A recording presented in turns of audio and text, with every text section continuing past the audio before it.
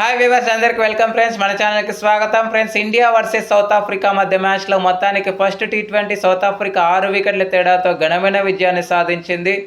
So నువ్వా నేనా అన్నట్టుగా సాగినటువంటి మ్యాచ్లో చేజింగ్కి చాలా సులువుగా మారినటువంటి సౌత్ ఆఫ్రికా ఎడాపెడా మంచిగా విజయాలు అయితే సాధిస్తూ వచ్చింది.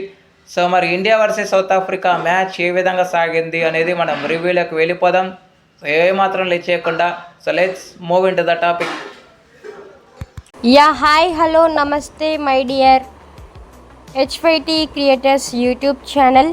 మీకు కనుక మా వీడియోస్ నచ్చినట్లయితే లైక్ చేయండి, అలాగే కామెంట్, షేర్ అండ్ సబ్స్క్రైబ్ చేయండి. పక్కనే ఉన్నటువంటి ఆప్షన్స్లోకి వెళ్ళి ఆల్ అనే ఆప్షన్ని సెలెక్ట్ చేసుకోండి. ఇలా సెలెక్ట్ చేసుకోవడం ద్వారా మా వీడియోస్ ఎప్పటికప్పుడు అందరికంటే ముందుగా మీకు నోటిఫికేషన్లో వస్తుంది. గైస్, ఈ India versus South Africa match ఏ విధంగా సాగిందని రివ్యూలోకి వెళ్ళిపోకంటే ముందు స్మృతి మందాన విరాట్ కోహ్లీ, రోహిత్ శర్మ యొక్క రికార్డ్ని అయితే బ్రేక్ చేసింది. ఆ రికార్డ్స్ ఏంటి అంటే, ఇప్పటివరకు స్మృతి మందాన 4240+ రన్స్ అయితే స్కోర్ చేసింది. విరాట్ కోహ్లీ 4180+ రన్స్ చేయగా రోహిత్ శర్మ మాత్రం 4230+ రన్స్ అయితే చేశాడు.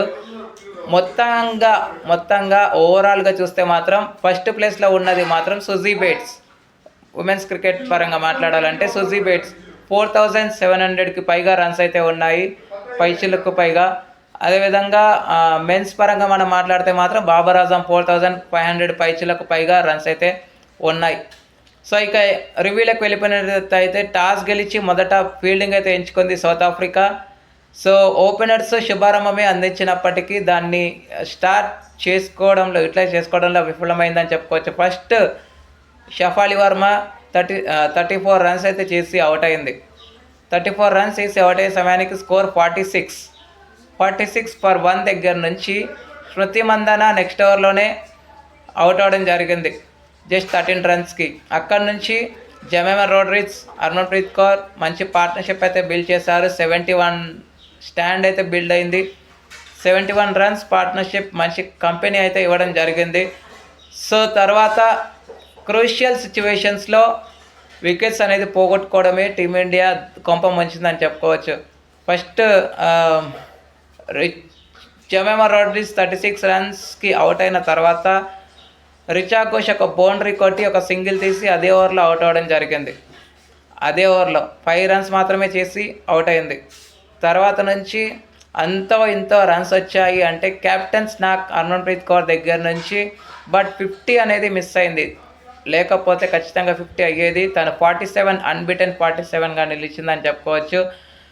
సో డెత్ ఓవర్స్ దగ్గరలో అంటే వాళ్ళు పవర్ ప్లేని యూటిలైజ్ చేసుకున్నప్పటికీ డెత్ ఓవర్స్లో మాత్రం చాలా వరకు స్ట్రగుల్స్ అనేది కనిపించింది. ముఖ్యంగా అయాబొంగా కాక మాత్రం ఒకటే ఓవర్లో 2 వికెట్లు తీయడం అనేది మొమెంటం అనేది సౌత్ ఆఫ్రికా వైపు ఆల్మోస్ట్ వచ్చేసింది మొమెంటం. తర్వాత టోటల్గా 7 ఎక్స్ట్రాస్ అయితే ఇవ్వగలిగారు సౌత్ ఆఫ్రికా. వికెట్స్ సెకుకు 2 వికెట్లు తీయగా అయాబొంగా కాక 3 వికెట్లు, ఎంలాబా 1 వికెట్ అయితే తీసుకోవడం జరిగింది. ఒక రన్అట్ రూపంలో వికెట్ పోయింది. అనంతరం లక్ష్య ఛేదనను ఆరంభించిన సౌత్ ఆఫ్రికాకి మంచి స్టార్ట్ అయ్యాయని చెప్పుకోవచ్చు. మంచిగా పార్ట్నర్షిప్ అయితే బిల్డ్ అయింది. 30 వరకు పార్ట్నర్షిప్ అయితే బిల్డ్ అయింది. 30 దగ్గర ఫస్ట్ వికెట్ పడింది. సునీల్ 13 రన్స్ చేసి అవుట్ అయిన తర్వాత మళ్ళీ అనెరీ డిక్సన్ కంటే ముందు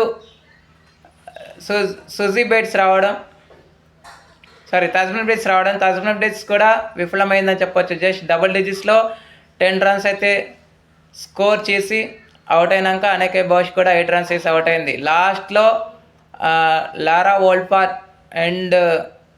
వోల్ఫర్ అయితే ముందు నుంచే ఓపెనింగ్గా వచ్చింది. బట్ క్లోరీ ట్రైన్, లారా వోల్ఫర్ మంచి పార్ట్నర్షిప్ అయితే బిల్డ్ చేశారు. అయితే ఈ క్రమంలో టీమిండియా వైపు కొంప ముంచింది ఏంటంటే క్యాచింగ్ ఎఫిషియన్సీ అంతగా లేదు.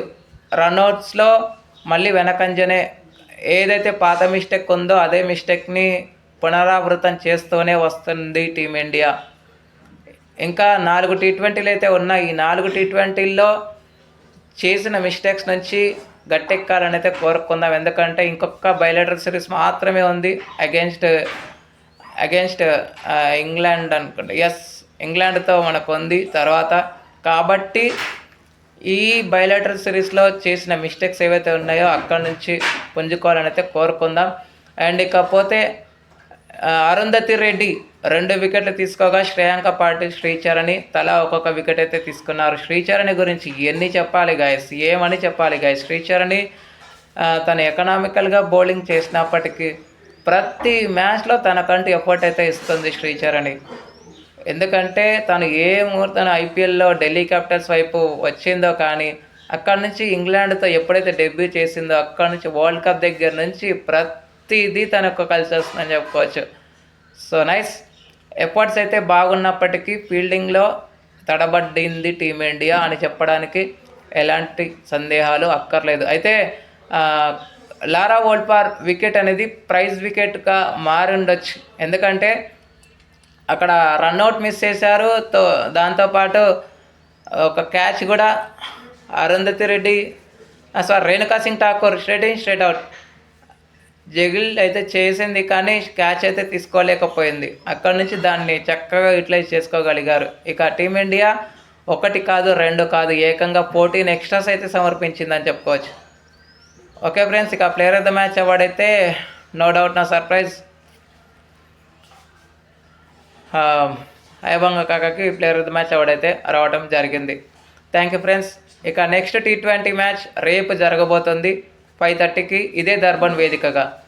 Thank you friends. ఇలాంటి అప్డేట్స్ కోసం ఛానల్ని సబ్స్క్రైబ్, షేర్, లైక్, కమెంట్ చేయండి. మరొక అప్డేట్తో మీ ముందు ఉంటాను ఫ్రెండ్స్. అంతవరకు సెలవు, నమస్కారం.